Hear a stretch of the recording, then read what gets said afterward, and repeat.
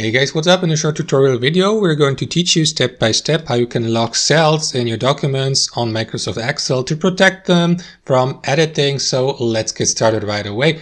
So as you can see, we created a list like that just for demonstration purposes. So for the sake of this tutorial, I would like to lock all cells in this column here under score. So to do that, guys, simply mark the given cell. So let me start with the cell here at the top and keep marking to the bottommost cell, just like that. And what you want to do after that, guys, is take a look at that menu here at the top and head over to cells here and click on format.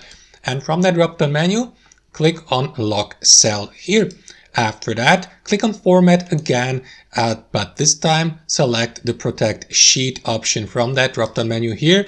And what you want to do after that, guys, is take a look at that window here. So what you want to do is make sure that this option here at the top, select locked cells, is selected here to the left. So select the box if necessary. And what you want to do after that is set a password to protect the sheet. So let me do that really quickly. After that, click on OK here, and in the following window, re-enter the password again. Now this will enable the sheet protection and will help you prevent accidental edits by unwanted users, for example. So re-enter your password here, confirm by clicking on OK there.